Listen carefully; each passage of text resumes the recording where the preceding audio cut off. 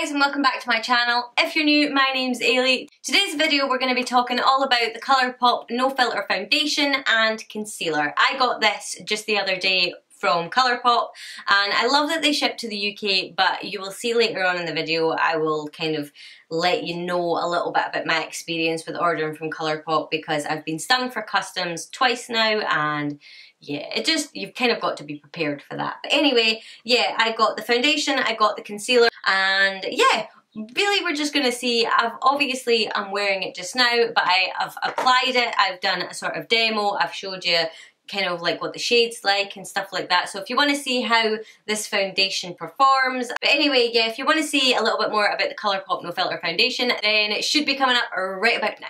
Okay, so this literally just arrived a couple of days ago, and the only thing that I would say about ordering from Colourpop if you're in the UK is be prepared for customs fees. And not only custom fees, but because it comes through Royal Mail as well, be prepared for a flat £8 charge. And basically what that charge is it's them paying the customs fees for you and then you pay them back. That's the only reason that you have to pay that £8. But basically if you're going to order from them, just make sure that you're aware that you're going to have to pay that extra anyway. My order came to £23.01 and the total amount of customs sort of fees I had to pay was £12.25. So £8 of that was from the Royal Mail side of things and £4.25 of that was the actual import VAT. Yeah, just be aware that you are not just paying for your items and the postage, you're then going to have to pay for that and you're going to have to pay for your Royal Mail things. Hopefully they'll maybe get a UK distributor eventually,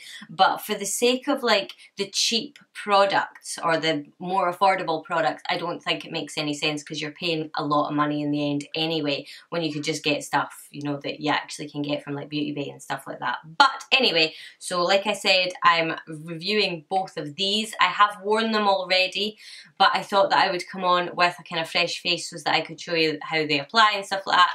This is not the right shade for me. I can make it work, but like with everything, if you have to order online, it's a total bitch to try and get the right shade. So I did my best and yeah, you'll see in a minute what it ended up like. But I guess we should just go on and try these so you can see them on camera. And the shade that I actually got was light number 75. Now when I do that, it looks pretty good to me. I mean, that I would, you know, if I was in the shop and I did that, I'd be like, yeah, because it's sort of just a little bit too dark for me, but then when I'm spray tanned, it'll maybe be a little bit too light for me, so I can make it work either way. But I think that that looks like a pretty good kind of colour match. It's not, and we'll see. It comes in a glass bottle.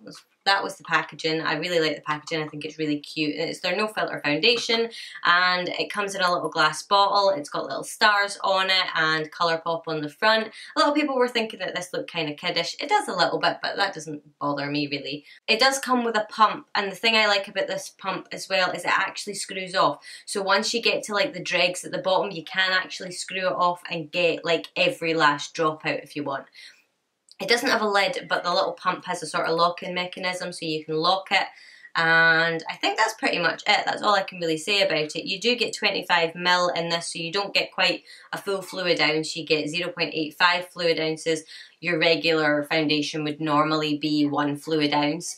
And the foundation was $12. So it's a pretty decent price for it, especially with the conversion rate if you're converting it into pounds. And it's quite a liquidy formula as you can see, but as you can see straight away as soon as that's hit my hand, it's a completely different colour than it is in the bottle. I did get, where are you? I did get, there was a code, I can't remember what it was, so I'll maybe put it in the description box for you if I can find it, but there's a code that you can type in that gets you a free brush, and this is just the F17, it's the, I think it's the smaller foundation brush, but it's just sort of like a foundation brush, but it's just a lot shorter, so that's a normal foundation brush, and that's just a little bit kind of stumpier. I don't use these kind of foundation brushes at all, so I'm not going to use it, but I am sort of just going to apply the product with it. And as you can see, totally the wrong colour for me, but like I said, I have worn this before a couple of days ago and I was able to make it work, so fingers crossed I can make it work again. I'm just going to blend it out with my beauty blender And you can see here, I don't know if you'll be able to see on camera, but you can see where it's a wee bit thicker and where it's a wee bit thinner, and it's drying a little bit. It's totally changing colour. So it's not really oxidizing, it's more of a dry down sort of situation. So it dries down a lot darker than it applies, and then it looks in the bottle. So as soon as the air hits it, it sort of oxidizes a little bit, and then as it starts to dry, it then darkens, as you can see, a lot more. So if you're going to buy this foundation, go way lighter than you would think by looking at it.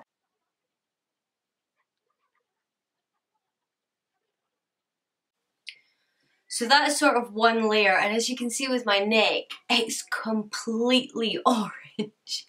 It's such a weird thing. I mean, if I do that, they are two completely different colours.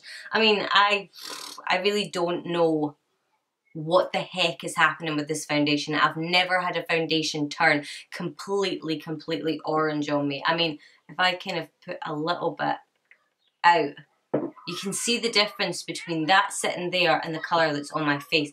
It's just baffling why it's such a completely different colour. I really don't understand it at all. But I'm going to finish off, and I'm actually going to add another layer. It's decent coverage, but I just want to see if you can build it up. Normally this would actually do me totally fine, but I want to try building up just to see what happens. I'm not going to add an awful lot more, but as you can see, if I do that, it's completely transformed. I don't know why it's changed colour so much. Because even in the viewfinder, it actually looks alright, but I can see in my mirror that I just look bright orange right now. It's calming down a little bit, but I just want to come in a little bit closer just to see, let you see what the finish of this foundation's like. It's already sunk into this smile line here. This side's okay, but it's picked up a good bit of texture on this side.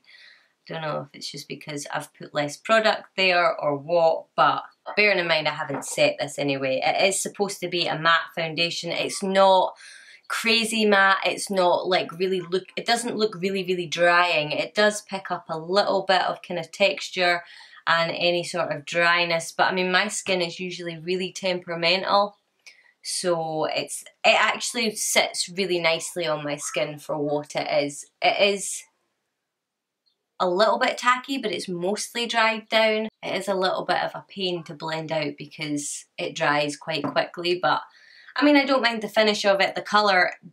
Anyway, apart from the colour, so far I've not really got any issues with it. I actually quite like the finish.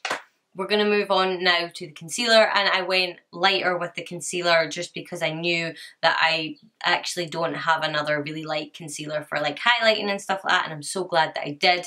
Its packaging is just the same, and it just looks like that. It's got like a nice silver detail, and you get 5 grams in this, so it's a pretty decent size. That's 0.176 fluid ounces.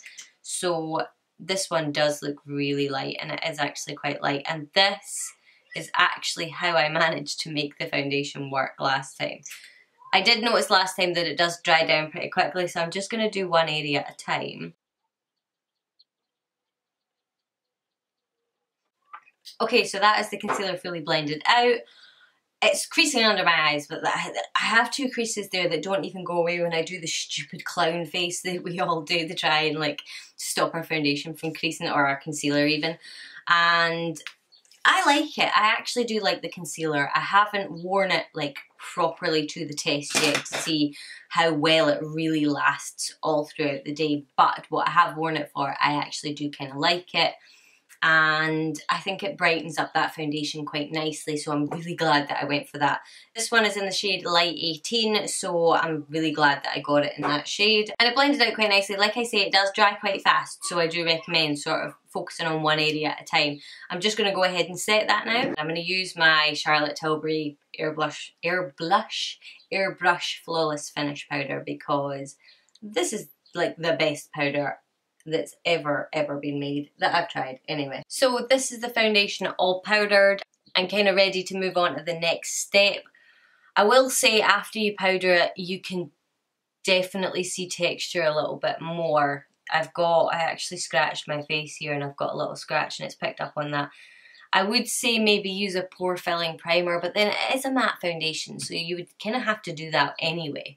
Apart from, unless you use the Dior Forever foundation, because that stuff's just awesome. But I don't hate it. I mean, it is a matte foundation. It's obviously $12, so it's not, I think, what was my Dior foundation, like 36 or 40 or something like that. So, you know, we have to kind of judge it on what it is. I'm going to finish up the rest of my makeup and then come back and show you the finished result, because I don't often like my foundation when it's just on like this. I think that it needs a little bit of dimension, because your eye will get drawn to different areas of the face and stuff like that. So I will go and do that and then I'll be right back. Okay, so I'm back and I actually really like the way this looks in the end. I mean, it's not crazy full coverage, definitely not. And I think if you were going to build it up to crazy full coverage, if you had any sort of semblance of dry skin, then it just would look a bit cakey. It is, I mean, it bunches up a little bit. I kind of like it. I'm not going to say I love it. I think it definitely has its flaws. For $12 though, I think that, I mean, you can kind of be a little bit more forgiving. Would I recommend that you rush out and buy it because it's the best new affordable foundation? No, I actually do prefer the Revolution Pro foundation drops, because this is £7 and these are awesome. They last really long throughout the day and it just gives you the most beautiful finish on the skin. So I would definitely say I would take this over this.